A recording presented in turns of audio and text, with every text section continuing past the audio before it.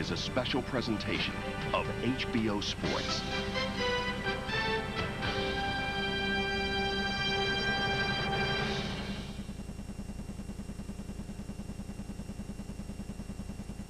It's an absolute miracle that he was able to finish this fight. I mean, he fought 12 rounds for the heavyweight championship of the world, essentially in heart failure. And I mean, that's, I don't know anyone else in the world that had the will that could have possibly done this. This is an absolutely superhuman feat that he did. With Evander Holyfield, there are seldom any surprises. Every time he enters the ring, we've grown to expect performances driven by heart and will. On this night, he would face one of the most difficult tests of his career, Michael Moorer, a rare southpaw heavyweight, 5 years younger, with one of the hardest punches in boxing. In the end, we knew there could be but one victor.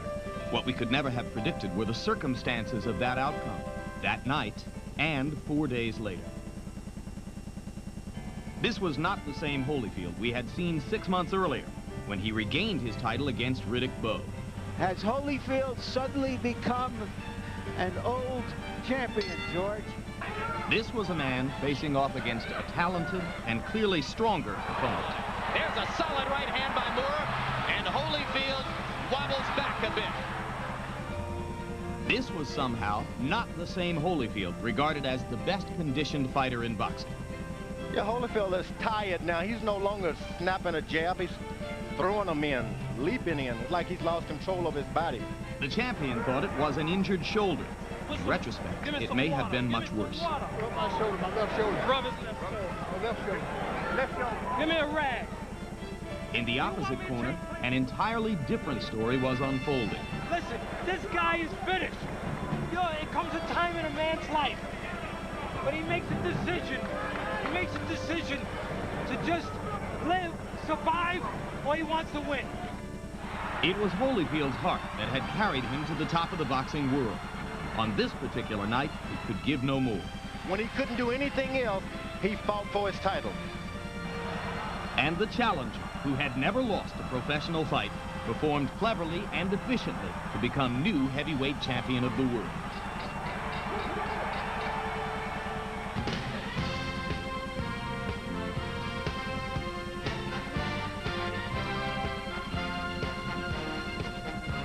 Left hand sends Hearns back against the ropes again. Hacker punishing Hearns now.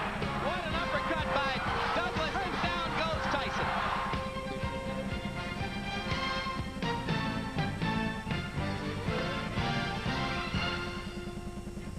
April 22, 1994. On a warm night, marking the 100th championship boxing match ever held at Las Vegas's Caesars Palace, the obligatory crowd of fight fans and celebrities gathered at ringside for Evander Holyfield's first defense of the titles he took back from Riddick Bowe last November, and #1 contender Michael Moorer's first shot at a heavyweight crown. A night of mystery and controversy, in a ring where the title has frequently changed hands. Hello again, I'm Jim Lampley. We welcome you back to HBO's World Championship Boxing as we get ready to take a look back at a heavyweight championship fight greatly anticipated by boxing experts who expected an all-out war between two fighters who simply wouldn't be able to get enough of punishing each other. Instead, what took place was a tactical battle, sometimes dull and disappointing, curious, one which may, in retrospect, have raised as many questions as it answered. Working with us, as always, HBO boxing analyst Larry Merchant. Larry, why? Why did it turn out to be the kind of fight it was? Well, maybe it was because there would have been a class action suit if a left-hander didn't finally win the heavyweight championship. We have a left-handed President of the United States, after all.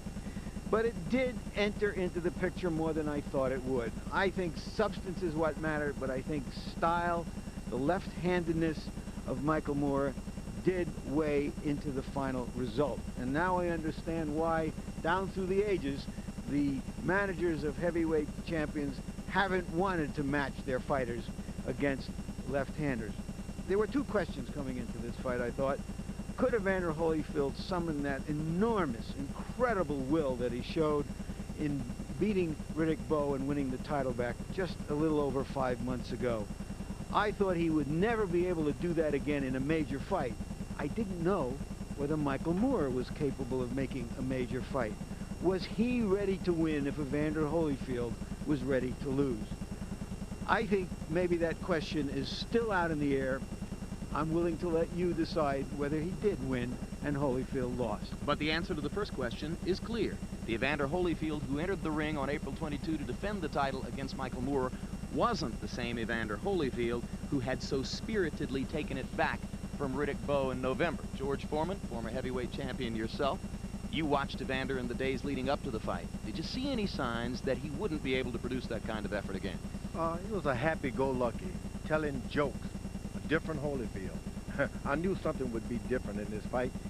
Some things were different. Do you think he was physically sound in the fight? I think he was physically sound. He had to fight an awkward fight against an awkward style. He proved he took the punishment and he fought tough. He was a true champion tonight.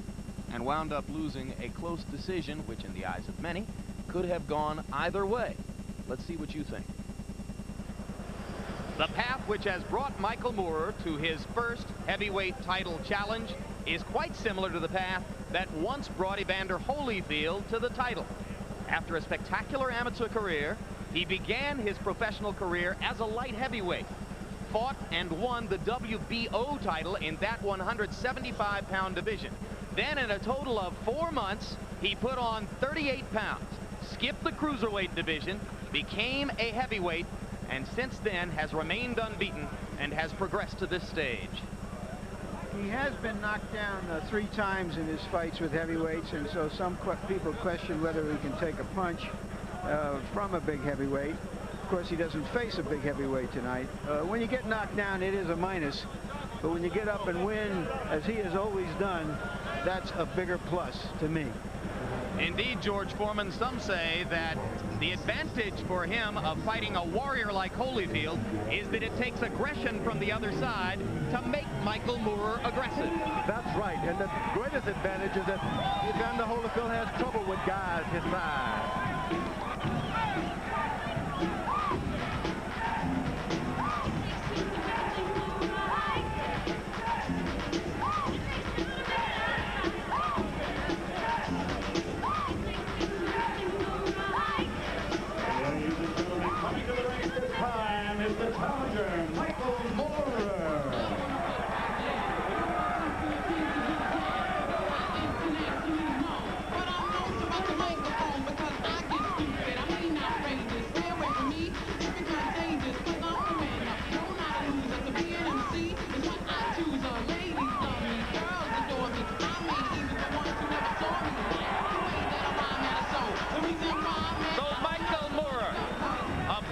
Pennsylvania enters the ring for the first time as a heavyweight title challenger.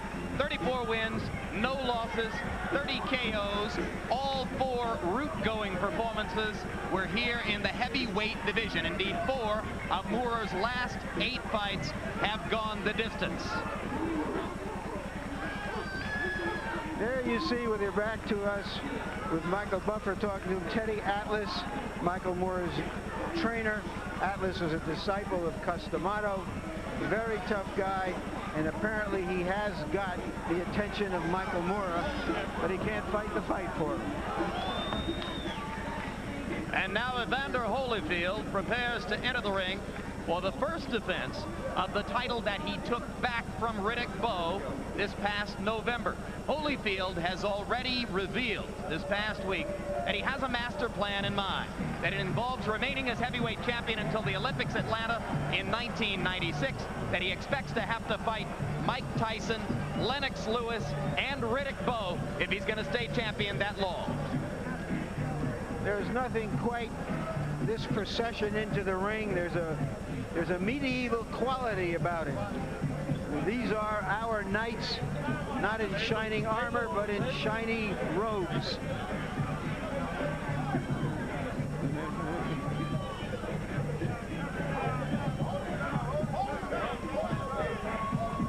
One more time, baby. One more time. Are you real deal?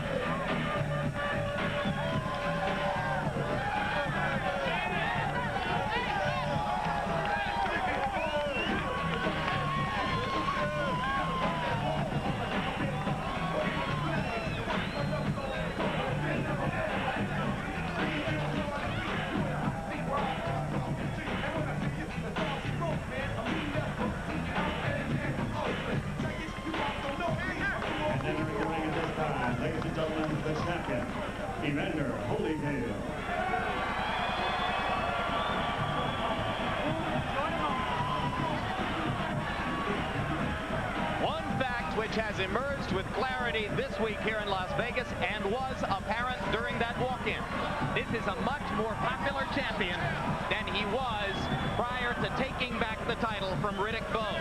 He proved his heart in such a way as to finally win over a large percentage of the boxing public. There's the record, 30 wins, the one unanimous decision lost to Bowe in November of 1992.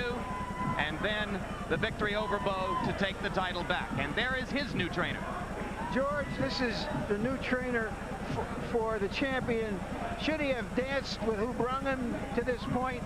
Or is it a good idea for a veteran champion to get a new perspective from a trainer? It's always good to stay with the boat that brought you over. Evander Holyfield may have skipped around a bit too much this time. It's all right to skip once, but hop, skip, and jump is dangerous. Tail of the tape, and for the very first time as a heavyweight champion, Evander Holyfield gets to defend the title against a man no bigger than himself. They both weighed in at 214 pounds. Lo and behold, Evander even has a 1.5-inch reach advantage over Moorer. Moorer's weight indicates that Teddy Atlas has indeed won the battle of wills and the battle of the bulge in training, but there is no way of weighing Evander Holyfield's heart. No scale Punch big stat enough. numbers, Larry.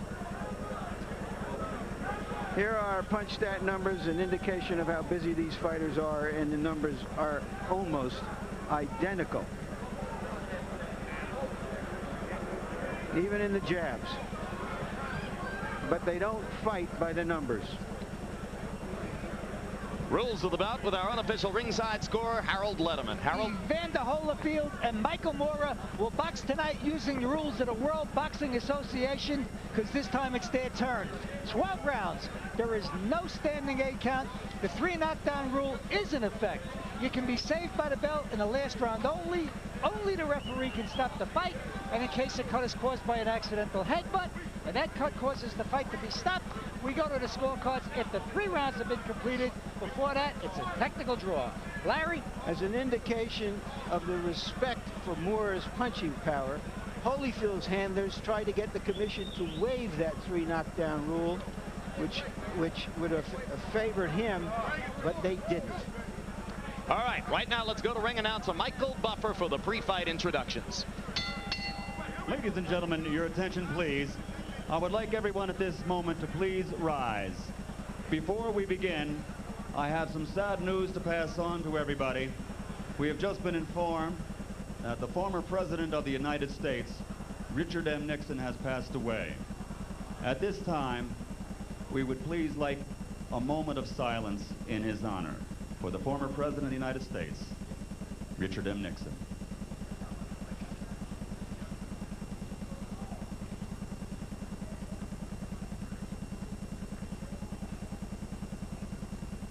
May his soul rest in peace. Thank you, ladies and gentlemen.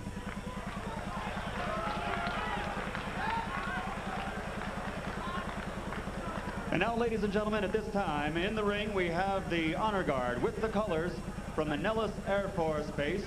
And please remain standing for our national anthem to be performed by one of America's finest singers. Ladies and gentlemen, Mr. Jeffrey Osborne.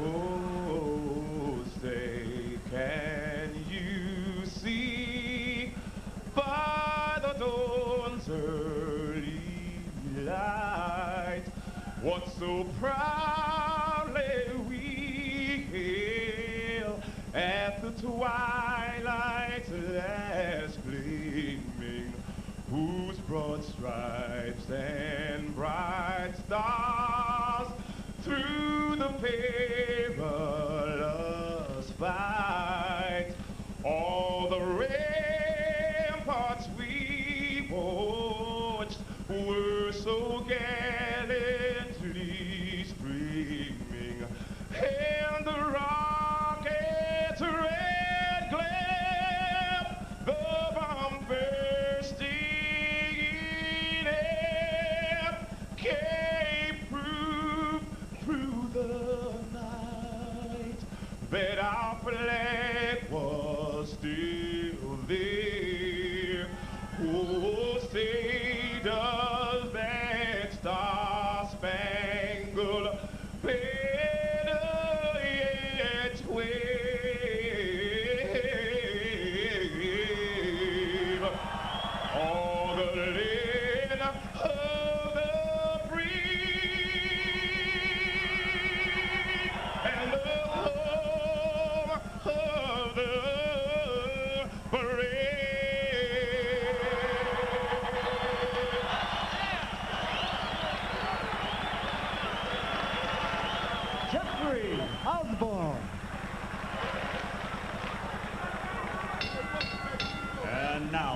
and gentlemen, Main Events Monitor, in association with your undisputed, undefeated king of beers, Budweiser, proud to be your bud, present the featured bout of the evening.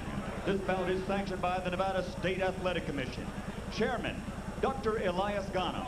Commissioners, Nat Carasali, Luther Mack, Dr. James Ney, and Crispin Rivera. Chief Inspector at ringside is Mark Ratner. This bout is also sanctioned by the World Boxing Association, President Gilberto Mendoza, and the International Boxing Federation, President Robert W. Lee Sr. Ringside representation for the IBF is by Alvin Goodman and by Robert W. Lee Jr.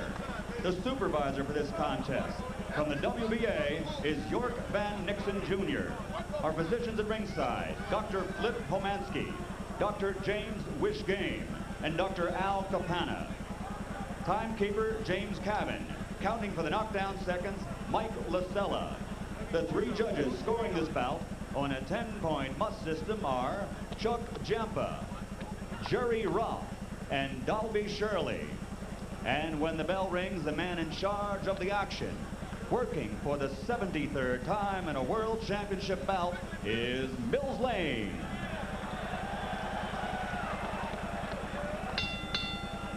And now, ladies and gentlemen, from the site where legends are made, Caesar's Palace of Las Vegas, Nevada, let's get ready to rumble!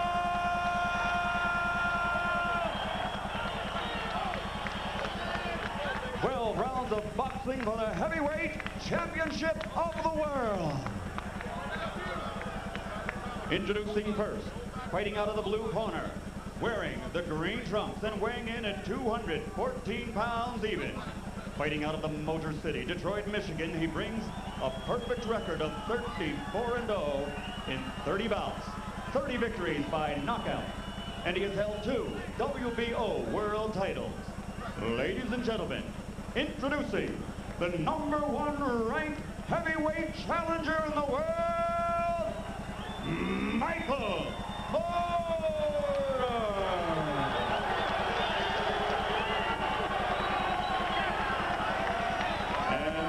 across the ring, fighting out of the red corner, wearing the red trunks with black and gold trim. He also weighed in at 214 pounds even. This 1984 Olympic bronze medalist is now a 3-time world title holder as a professional. He has a professional record of 30 victories with 22 KOs against only 1 defeat. And that only loss was turned around in this very same ring here at Caesar's Palace 6 months ago, making him, once again, the heavyweight champion of the world from Atlanta, Georgia, Evander Holyfield.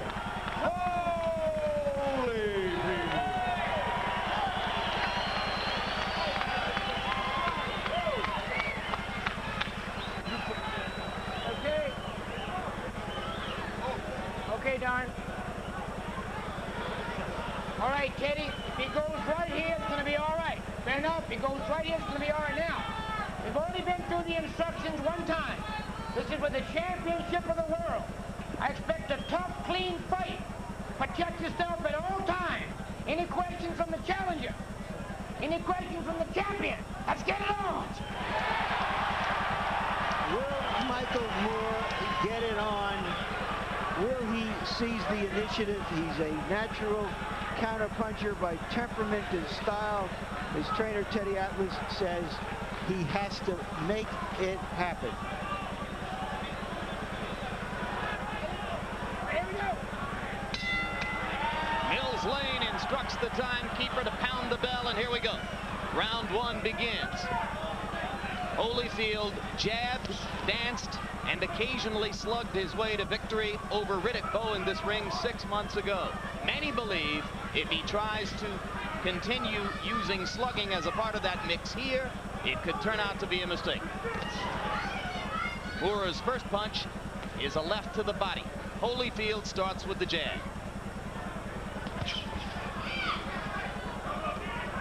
Holyfield is starting to play the old southpaw game, touch and then jab. Just got to lay that left jab out there and forget about missing it. just bring it back quick. First combination for Holyfield, a simple left and right. Both fighters cautious so far. Holyfield no doubt curious about Moorer's much vaunted punching power. That's right, but you don't want to be too curious to go out there and see about it. What he's got to do, and he's going to do well, is hit and then hold. It's against the rule, but it's a good strategy for Holyfield. Well, there's the holding.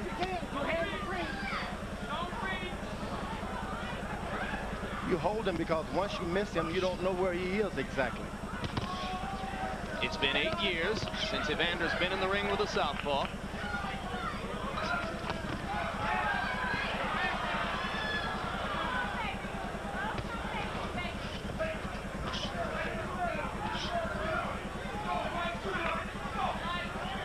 Neither fighter terribly active so far. George? Holyfield is real dry.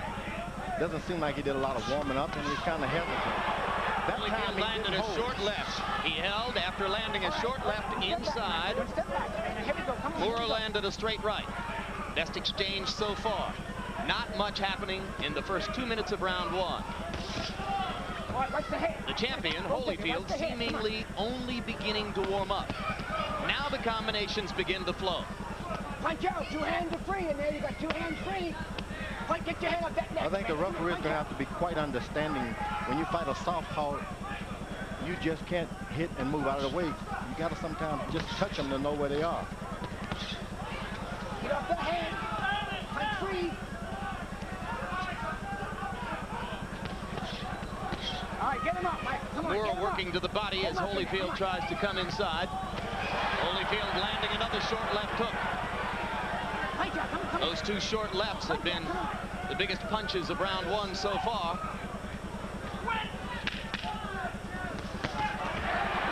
Another 4-punch combination by Evander.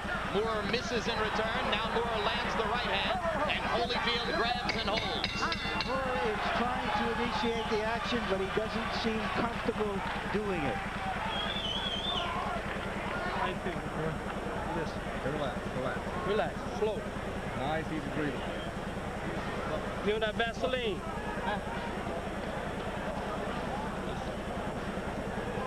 You're moving, you're jumping too much. Okay. Half steps. Okay. Half steps, man. You see everything, don't you? Yeah.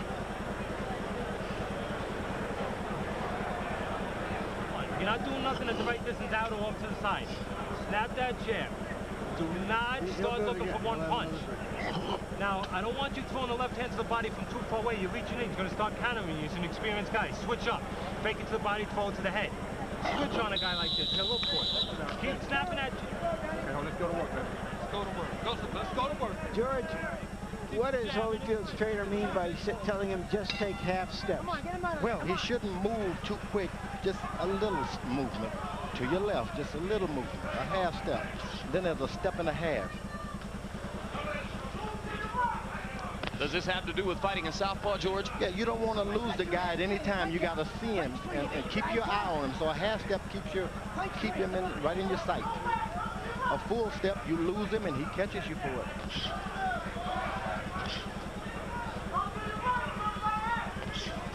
Moorer beginning to stick the right jab. Holyfield, for the moment, unable to block Moorer's jab.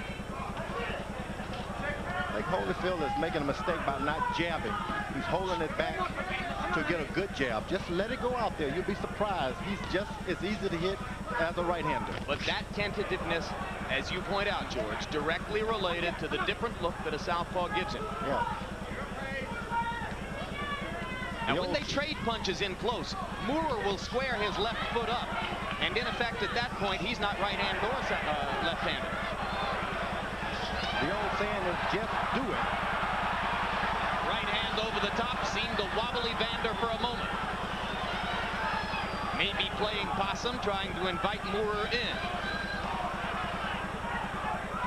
Holyfield loves to taste your power.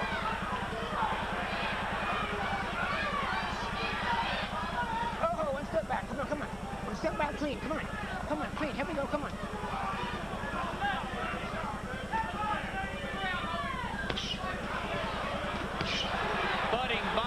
from Moore. His power driving Holyfield back now as round 2 progresses. George, you say Evander loves to taste your power. What kind of a fighter does that? Crazy one? You can believe it. To prove, hey, I can take it, now I'm going to get you back. He figures if you hit him with 5 shots, you're going to be tired, and he's coming after you. Just can't work all the time. Moore doesn't hesitate to throw his jab. You say that when you fought him, Evander was simply too elusive for you to ever get that 3rd shot in on him. There's a solid right hand by Moore, and Holyfield wobbles back a bit. No answer from Holyfield as Moore steps in and pounds away. Short punches inside, doing damage for Moore. Already his punching power a factor in the bout. Holyfield knocks him down.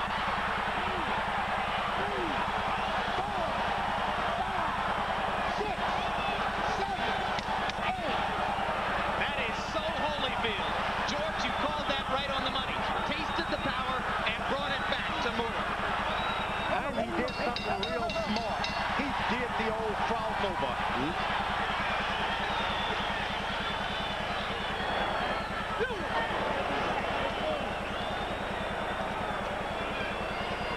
Wait this again.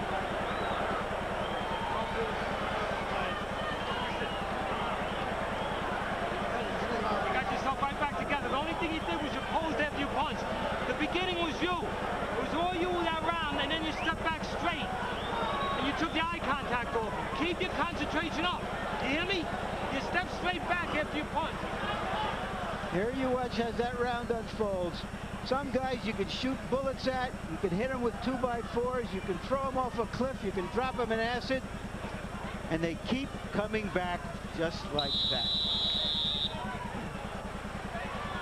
That is what Evander Holyfield does. He feels that if you hit him with a good shot and you're still there, the guy is saying to himself, what do I got to do to hurt this man?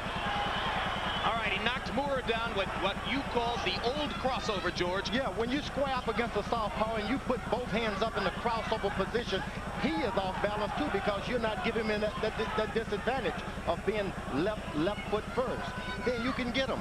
So that opened up the short right hand for Evander Holyfield, which was the dominant punch in an active round 2. Holyfield should give that look to him all night. Southpaws cannot function in the crossover defense.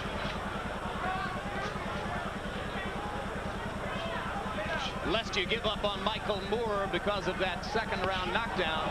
Remember that he was down against Bert Cooper, hurt badly against Alex Stewart, came back to win both of those fights by knockouts. This man loves a war.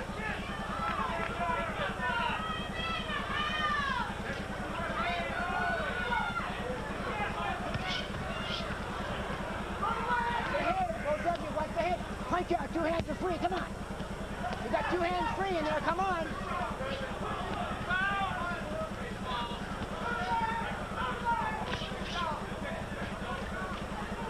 Moore's jab continues to bother Holyfield. Holyfield seems to me he's found the pocket now. He's not worried too much about Moore's power. He knows where the punches are coming. He's going to lay in there and have some fun now.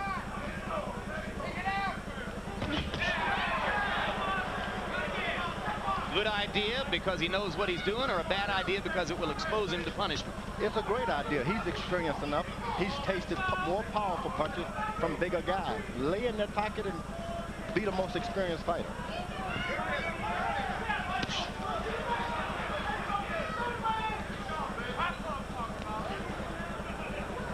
All right, let's step back both of you. Attaboy, come here, come on. Left hook lead for Holyfield. They hand off that neck, Evander. Come on. Get off that neck in there. Punch out. Hasn't yet gone to the straight right-hand lead that so many fighters choose to employ against southpaws. Holyfield has seen that anytime you want to rest, you give him the old crossover. Get in front of him. He can't do anything about it. He's hurt. Step back. Come on. Get off that neck. Come on.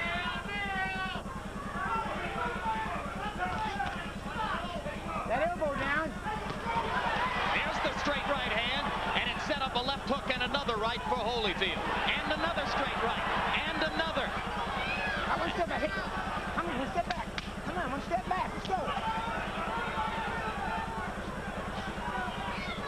just like that, Evander learns that the oldest weapon in the book against the southpaw will work for him here.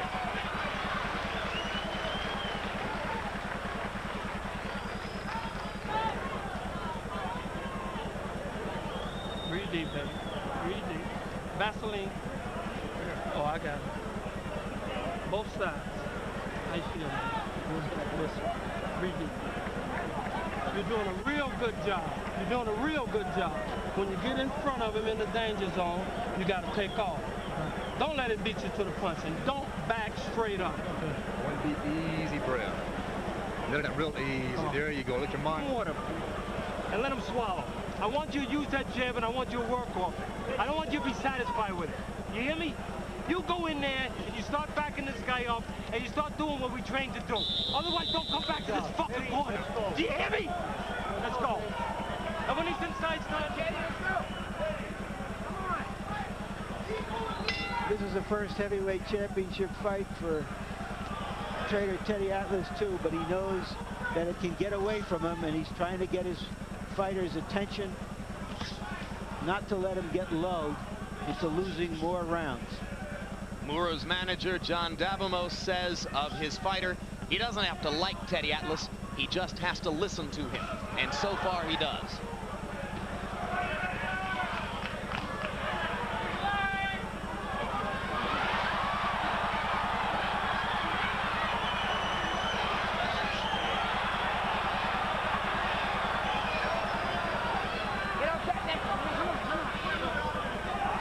If Holyfield is going to stay over there, he better stop using the orthodox left hand stance to block punches. He can catch it. Moorer landing the jab seemingly at will, able to just simply throw it past Holyfield's left hand.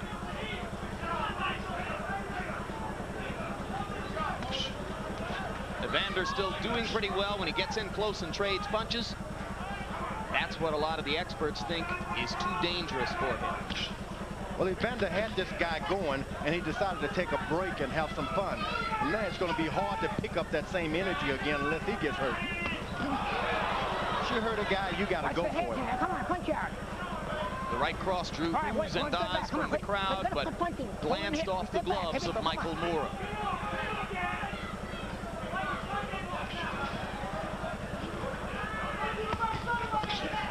Get him up. Oh, Michael, come on, get out of there. Come on. Mills Lane cautioning Moorer to keep his punches up.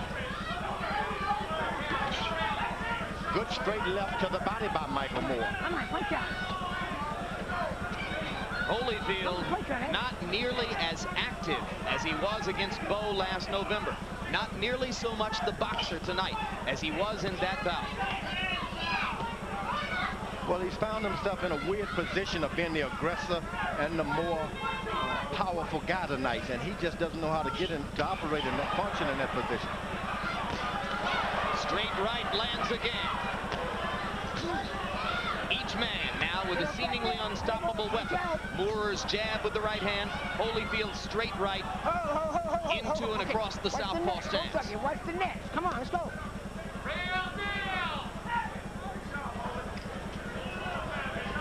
You've got to have that right hand lead when you're playing with southpaw. Keep that right hand in their face, making them back away and think twice. Holyfield has got to do that. Moorer lands a left inside, follows up with a right and then a left to the body. Holyfield has enough and backs away.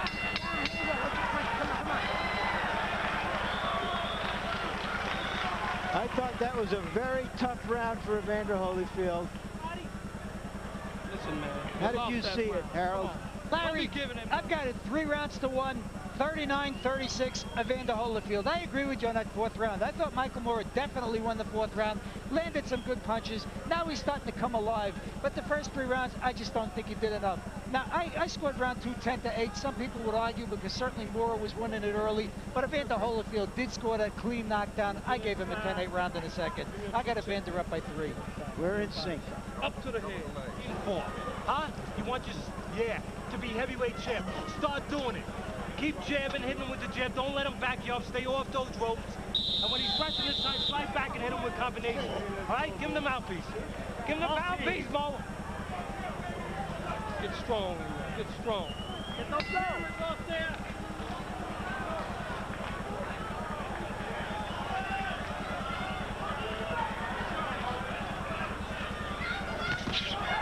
Devastating left hand by Moorer. What does he follow up with? He goes to the body. Holyfield trying to cover. Now Evander's all right. Holyfield is in with a guy who's fought light heavyweight like him. Their hands are a lot quicker than natural heavyweights. You just can't stand in front of them holding your hands up. They'll get right between that defense. Evander trying to answer Moorer's jab with his own. Now he goes back to the straight right. Hey, time. Okay, now come on. It's the first one, come on. Holyfield is tired.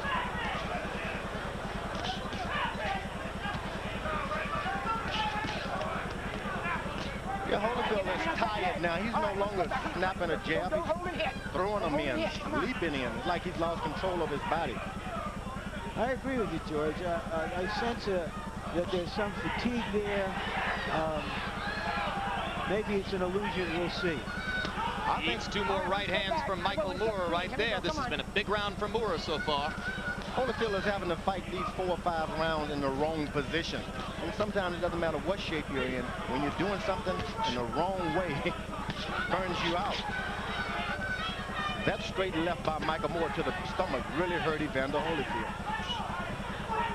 Evander has spent weeks telling the world that he didn't think Moorer's southpaw stance or the simple fact that he was left-handed would bother him.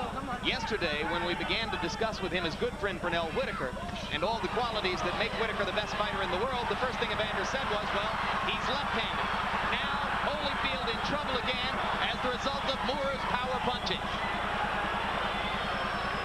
A left hook by Moorer started that sequence, drove Holyfield against the ropes. If only Holyfield wasn't tired. This round is becoming target practice for Moorer, but there's the left hook. The answer from Holyfield. There's a bad cut on Holyfield's left eye. Come on. He came out of a clinch. I don't know if it was a fight, but there is a cut, and this calls into question the fact that he doesn't have a real cut man in his corner. He fired cut man Ace Marana, let him go because his new trainer Don Turner said cut men are unnecessary. I can do that. Well, we're going to find out if Don Turner is able to do it. Evander showing his warrior's heart, fighting back now. He recognizes that the eye is cut. You saw him paw at it with his glove.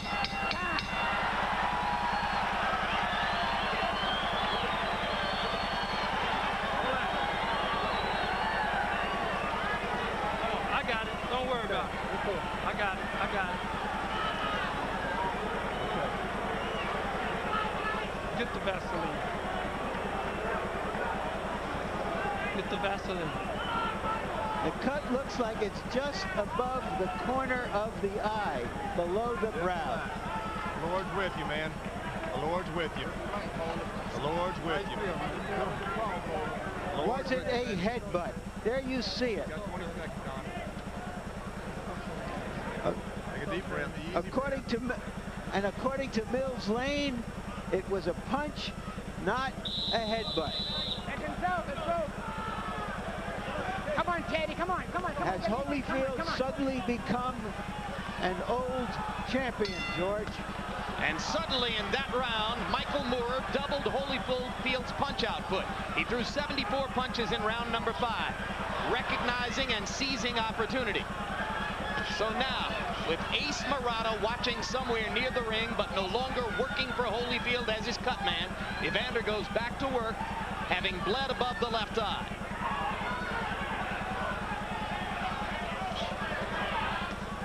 If Evander chooses to, he can stay close like that for a few rounds. Get his wind together.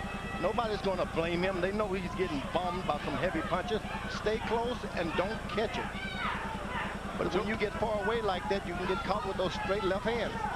George, Evander's trainer Don Turner said, We don't need a cut man. Anybody who can't stop a cut from bleeding shouldn't be a trainer. What do you think of that?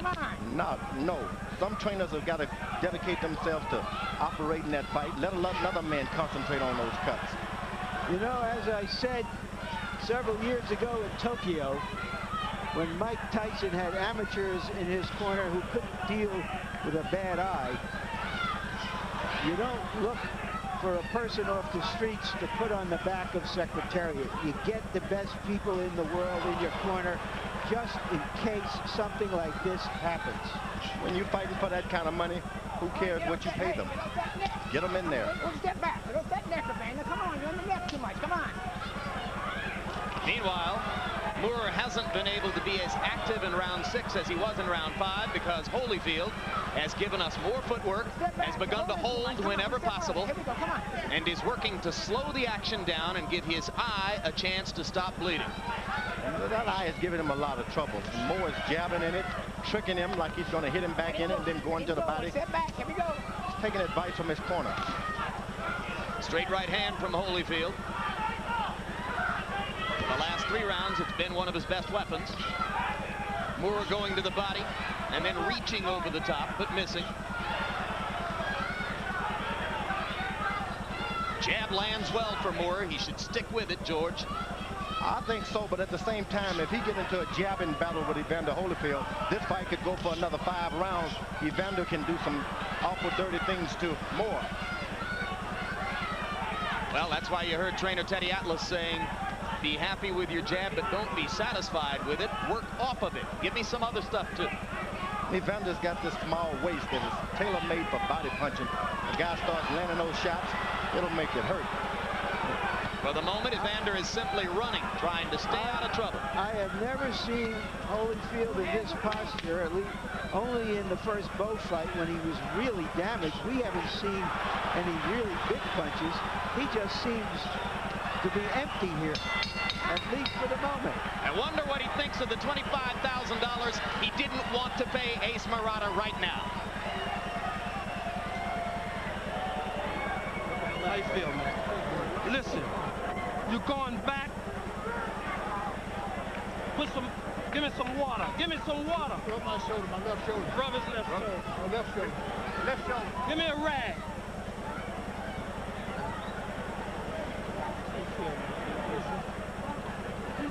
You gotta start check marking and combination and punching.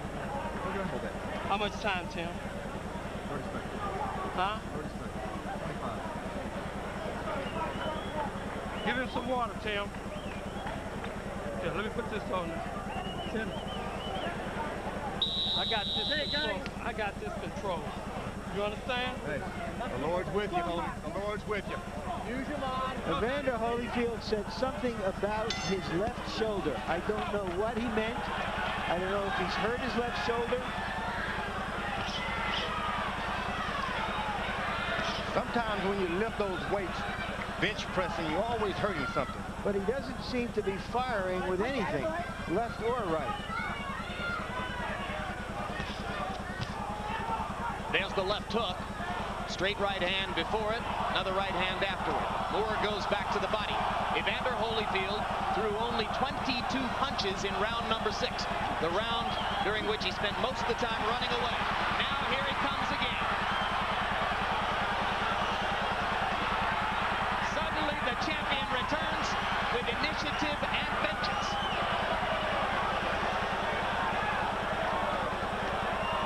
Moore comes right back with big body punches. Those punches are hurting Evander Holyfield.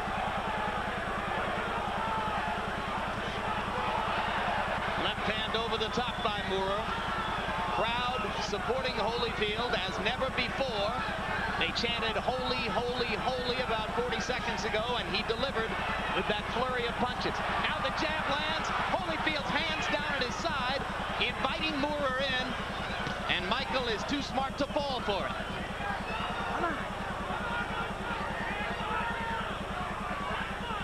So far, the bloody eye has not bothered him in this round. Maybe he was just taking a round off. The corner's done a good job with stopping the bleeding.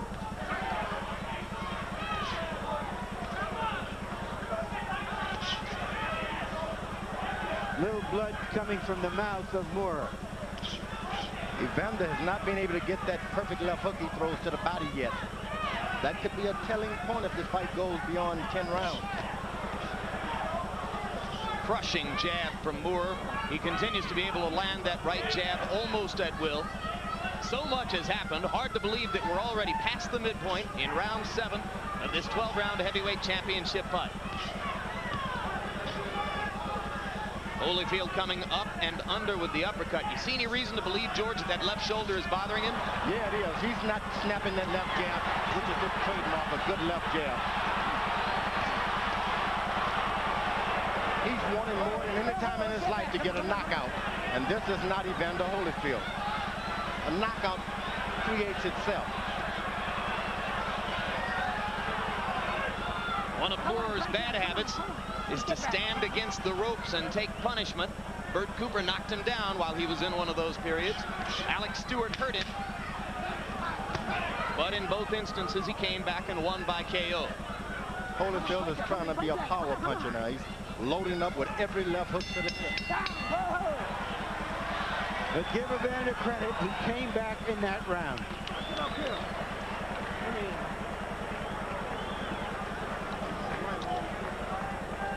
Harold Letterman, 7 rounds. How do you have it now? Larry, I think the last 4 rounds, Michael Moore is mugging him. I got it 4 rounds to 3, 66-66 on points. But in rounds, I got Michael Moore winning the fight. Evander Holyfield, to me, looks battered, bloody, and I think Michael Moore is taking it to him, landing a cleaner, harder shots. I think he's winning the fight. I thought that Holyfield stole that last round, and I have him ahead 4 rounds to 3. I tend to agree. Come up and do nothing in front. Punch if he jumps in. Don't lay in front. Work off the jab and fight a full round.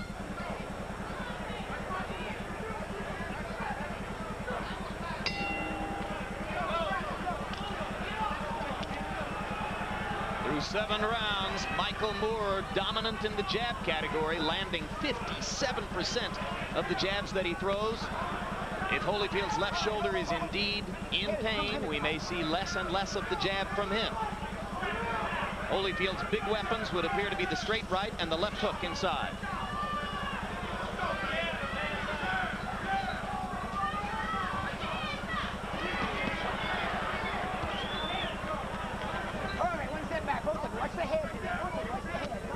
At this point, Holyfield should just set his defense. Stop moving his hands around.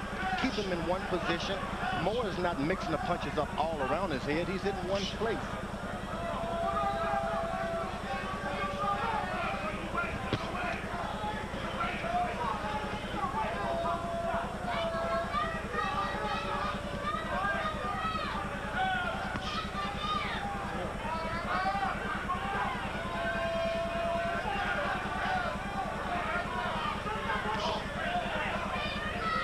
Fascinating that Moore isn't going all out to try to make his much vaunted punching power the difference in the bout.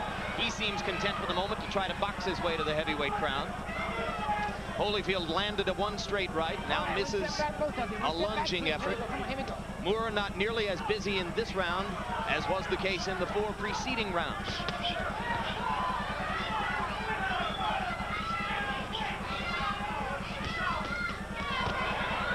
Now that left hook that Holyfield is known for is starting to get in. If he's landing 2 or 3 left hooks around, he can pull this fight out easily.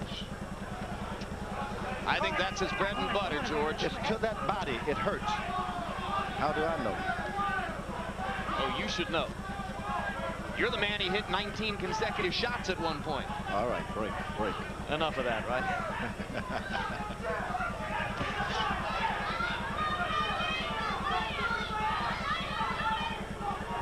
Tactical round. Holyfield getting inside and landing some. Moore occasionally sniping over the top with the jab.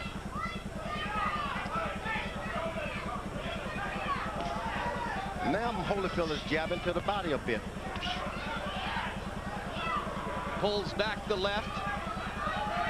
Just pawing with the jab, but lands the straight right again. Which is what you got to do. Straight lead right hand and hold afterwards. Now Moorer attacking again. Moore is not willing to throw a lot of punches. He's pacing himself. Trying to finish with a flurry in a round 8, which in a close fight may have been a pretty tough round to score. That was a tough round to score. The question in my mind now is, can Moorer win a championship this way? Does he have to show some passion and make something happen? Or can he just go along trying to win each round? Do you want me to change places with you? Do you? Come on, Michael. Listen, this guy is finished.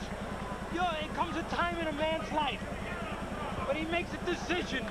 He makes a decision to just live, survive, or he wants to win. You're doing just enough to keep him off you and hope he leaves you alone. You're lying to yourself because you're going to cry tomorrow. You're lying to yourself, and I'd lie to you if I let you get away with that. You're going to cry tomorrow because of that. Do you want to cry tomorrow? Huh? Then don't lie to yourself anymore. There's something wrong with this guy. Back him up and fight a full round. Okay. And after the right hook, throw the left uppercut. Inside, throw uppercuts after someone top. Let's go. Get off! You heard it, and that's as good as anybody can say it. I don't know how long that marriage can last, but it's an interesting one. Only if Michael Moorer wins the championship. Teddy Atlas addressing exactly your question, Larry. Where's the passion? All right, one step back.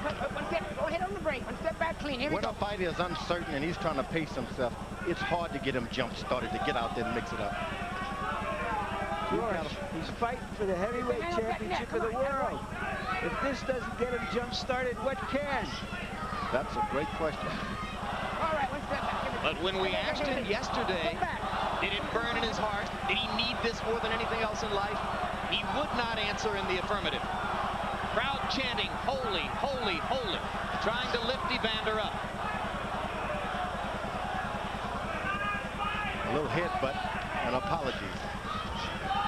Straight right still landing for Holyfield. Now the left hook to the body, and Moorer flaps the right arm down. Evander comes back with straight rights. Excellent assault by the champion. That left hook to the breadbasket, it changes a lot of things. Here we go. Come on, come on. Evander keeps hooking the left to Michael Moorer's ribcage. You won't see Moorer throwing the jab a lot. That's true. And if only Holyfield can just lead right hand and left hook finish, things can change drastically for him. But it has to happen with that straight right hand, lead right hand first. All right, let him go. Let him go. Off the neck. Here we go. Come on.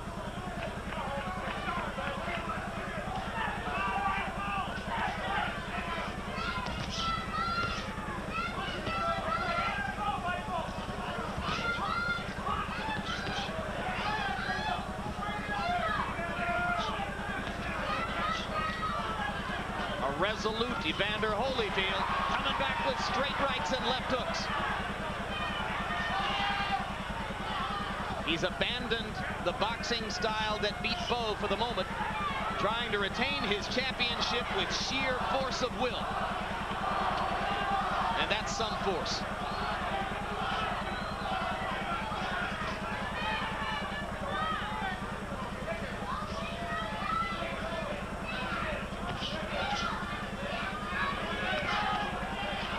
Moorer's going to get another scorching from Teddy Atlas, I think. Teddy Atlas is not tasting those punches here and there. That's right. It's always easy for those of us outside the ring to question Holyfield's credentials as a heavyweight champion. I guess you got to fight him to know. You've got to fight to know that once you hit this guy with your best punch, he's standing there. You better wait a minute, get it together. Michael, why the hell do you wait to the end of the round? Because you hear you know it's only 10 seconds left? Michael, you got 3 rounds left. You got 12 minutes left. You're blowing it. You're blowing it. I'm telling you, you're blowing it. And you know what?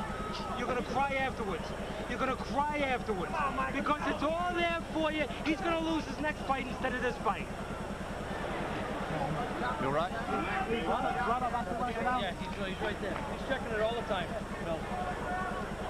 You know the Lord's with you. You know the Lord's with you. Use that defense. Use that defense. We got the rest of your life. Come on, the rest of your life. Now go out there for 9 minutes and take it to him and win the fight. Give him the mouthpiece, Mo. Mo, mouthpiece. Come on, Katie. Mo, the mouthpiece. Come on.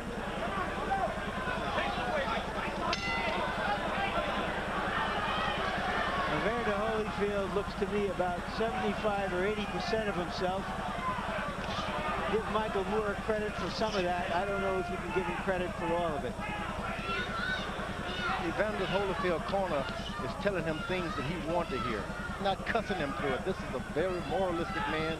He's telling him the Lord is with you. These things that Holyfield depends on.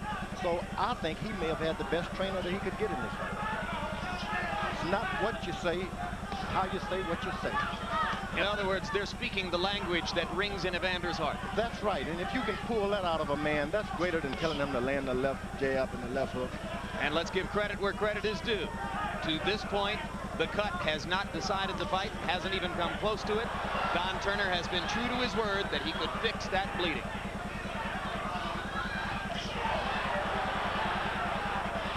Moore's heavy hands beginning to show up. Holyfield hanging on again.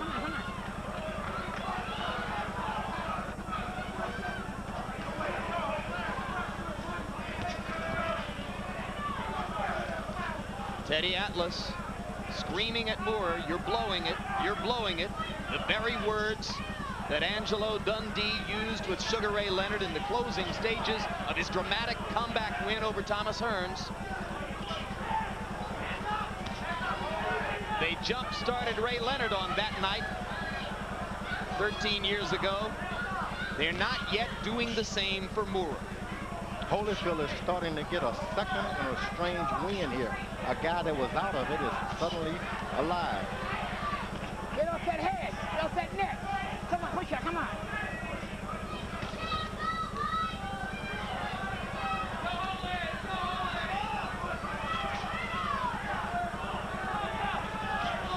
Straight right landed again for Evander.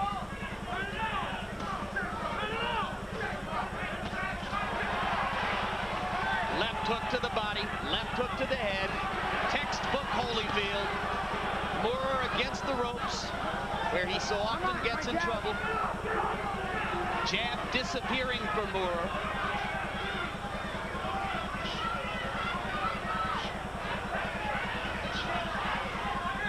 Holyfield is trying to lure Moore into throwing 3 of those right jabs, and then he's going to counter him with that straight right. But you can get hurt doing that with a southpaw. Moore trying to box his way to the heavyweight championship, and it's just not the right script for him. Where's the fire? Where's the passion? Where's the desperate need to win the title? Hard to see it here. Holyfield was like a good on the table waiting. Up to now, I think you can fairly say Holyfield was ready to lose the title. Easy breathing. Moore isn't ready to win it with 2 more rounds to go. Easy breathing. Easy breathing. A little water. A little water. Check in the eye. Give me that right there. Give me that. Want some more water? Harold Letterman, 10 rounds. Your verdict so far. Larry, controversy written all over the fight, but I got it 96-93, 6 rounds to 4, Evander Holyfield. I think it's going to be close, controversial at the end. No question, I think either guy can win it, but I think that knockdown is going to be a very, very big part of the fight. When you heard him, quit looking at him. Keep working. Come on. Can you do that? Can you do that? Go on, you got it. Michael, go. Let's go. Now for the first round, Holyfield is bouncing.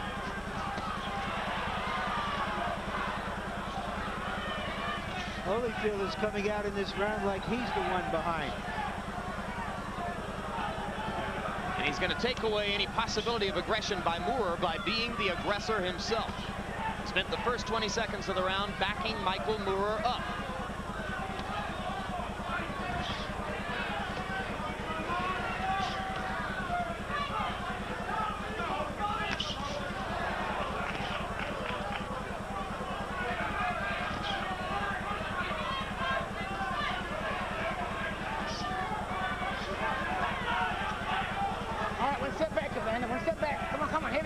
Michael.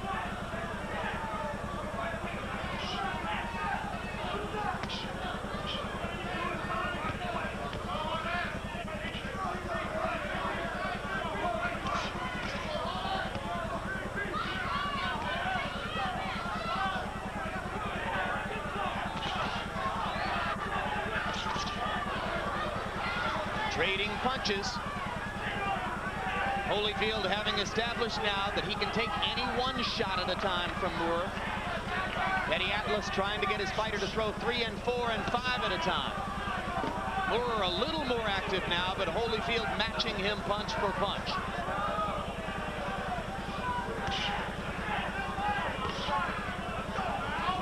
Moore is real protective of that right jab now. He doesn't want to get hit with that hook underneath anymore.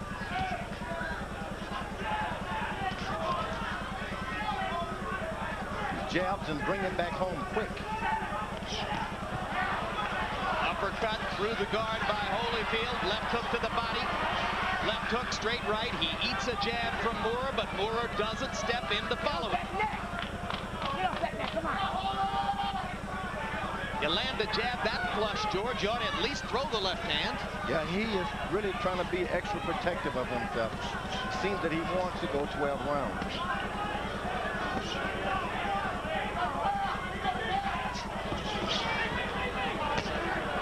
Expecting a war, and a boxing match broke out.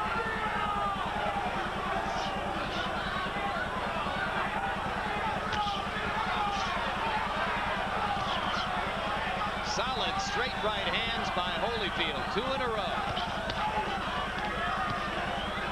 Michael Moore, fighting in the 11th round for the first time in his life, has produced an effort a little bit more spirited than in the 3 rounds that preceded it. But Holyfield has stepped his level up as well. Punch out, punch on.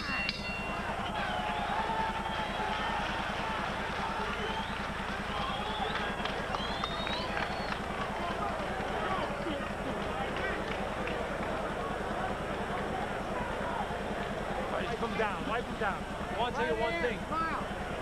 Michael, in your mind, you're doing your best. Have I ever lied to you? Michael, you're not doing your best. You're going to cry afterwards. You're never going to have an opportunity again like this.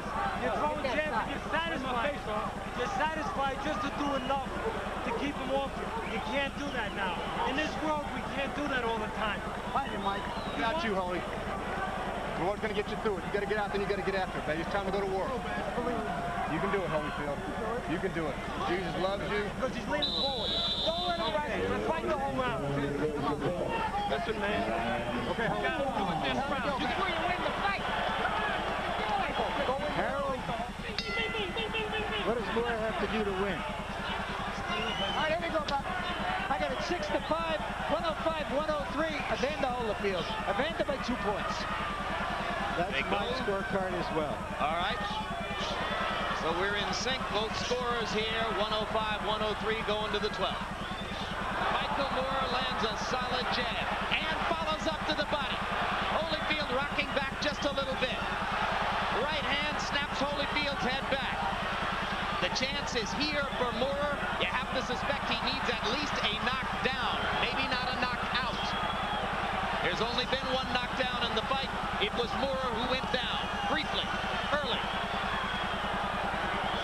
Holyfield miscalculated. He thought that Moore was just going to hang on this round. And I guess once he come alive and realize he's going to fight, he'll pick the pace back up again. But he just miscalculated. Misjudged Moore. Holyfield coming back with the 2 weapons that have served him so well. Left hook, straight right hand, left hook. Moore, energy sapped for the moment.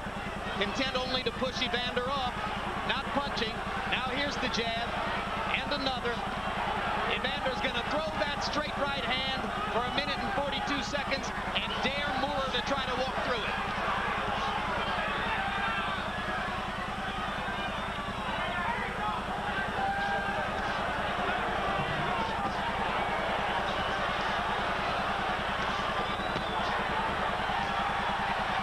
You're looking at the dogged determination of a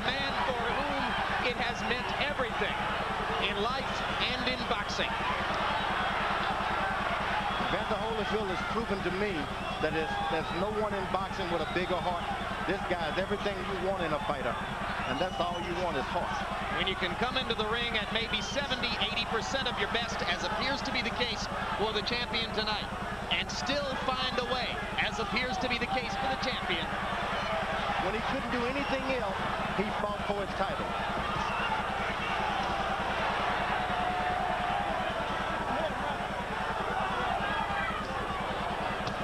Well, Moore had a big first minute in this round, but every round is 3 minutes, and with Evander Holyfield, virtually every title fight is 12 full rounds.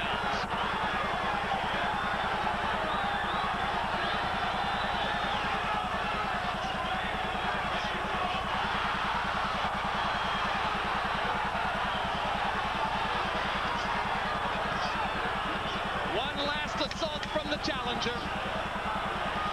That's that brave chin that just doesn't need any more punches on it, Evander.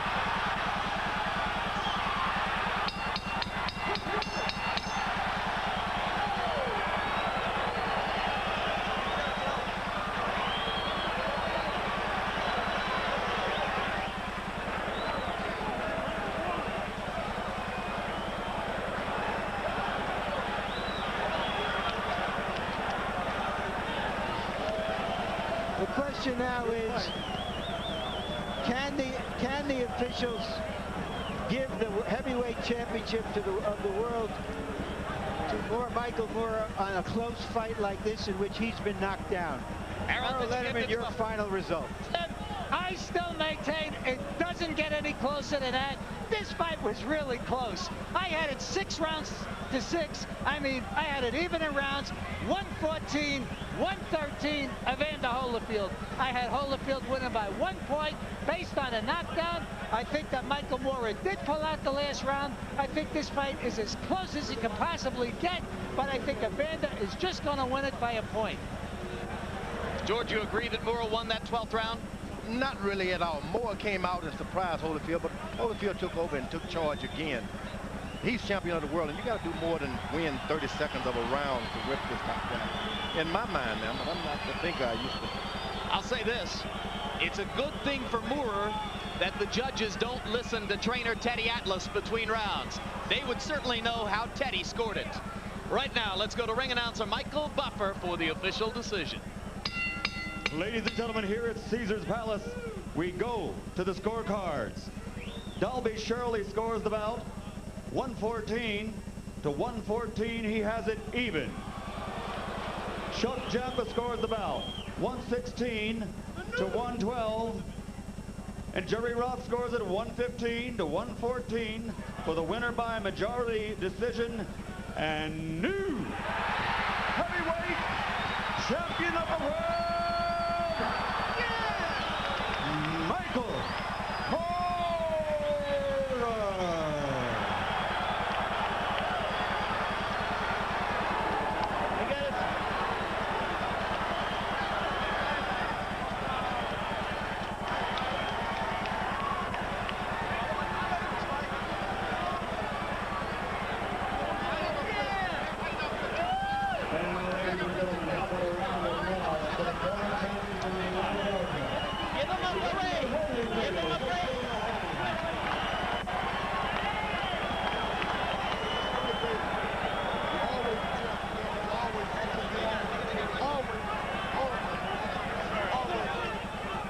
Teddy Atlas. He's got a heavyweight champion now. Tutored by Customato.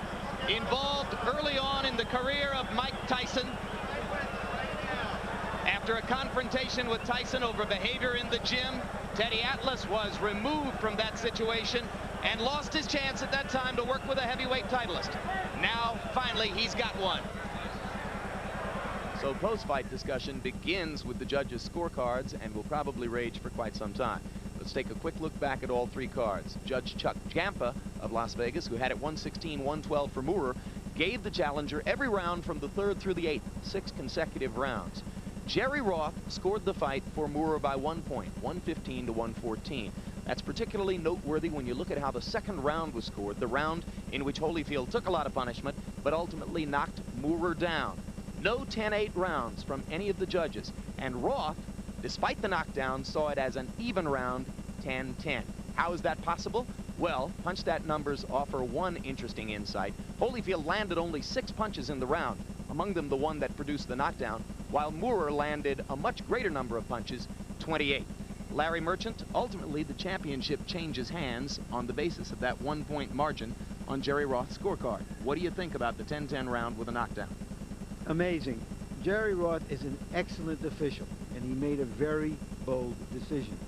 In my judgment, the wrong one, because one of the hardest things to do in boxing, and one of the aims of a boxer, is to knock the other guy down. It is unprecedented in a major fight to not give the man who scored the knockdown that round, and for it then to decide who the heavyweight champion of the world is.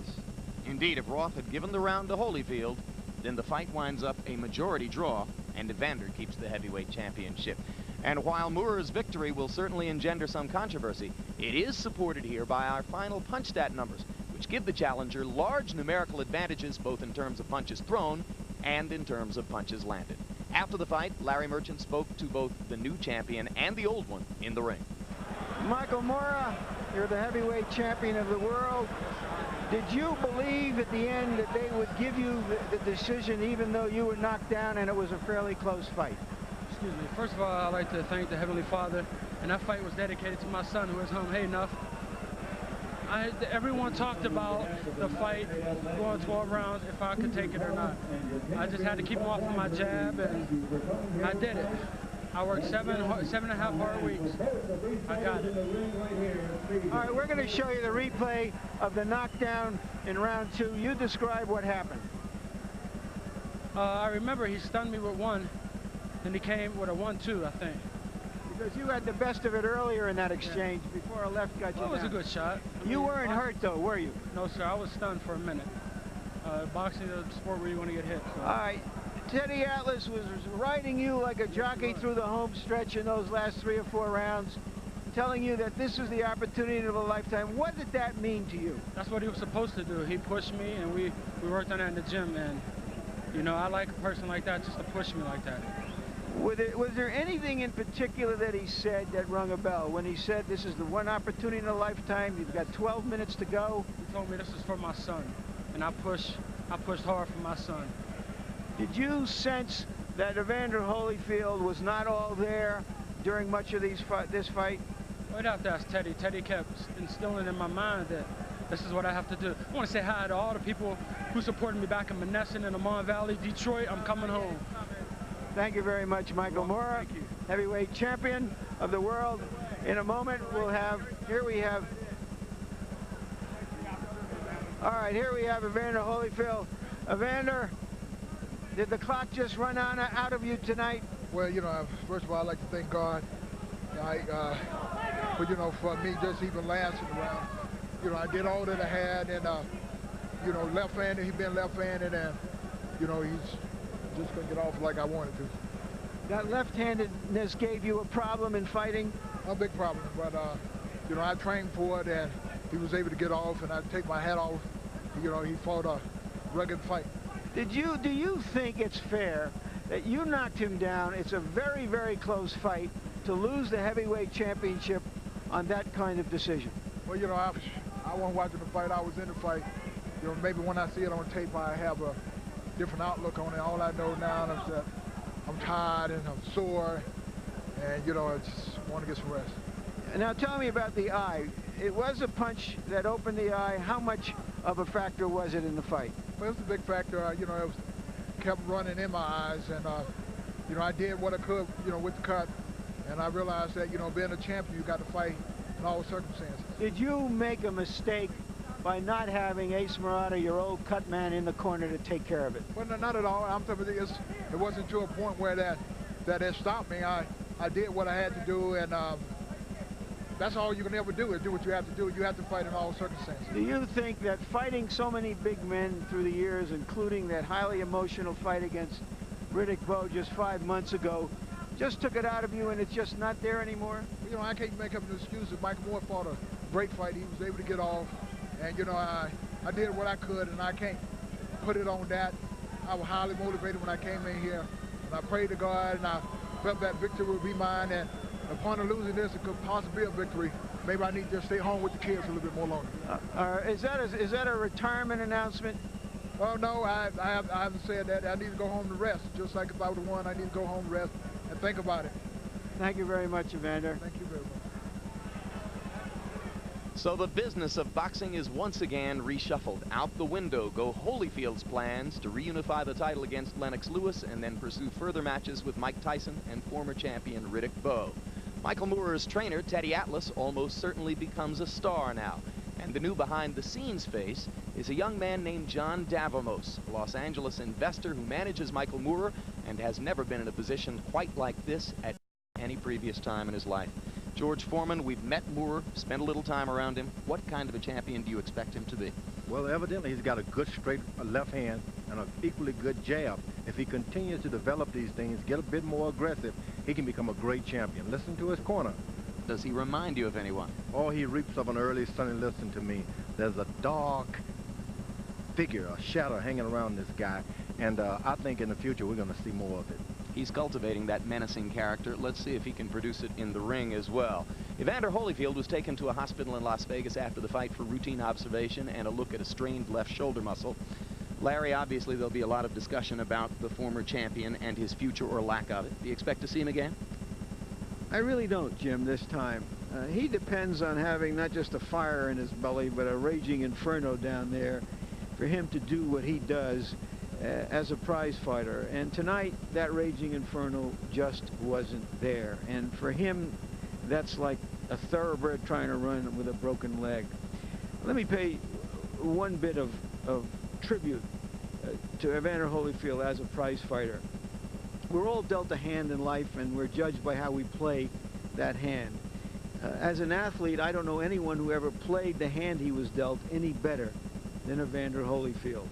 He got three of a kind, and he played it like a royal flush.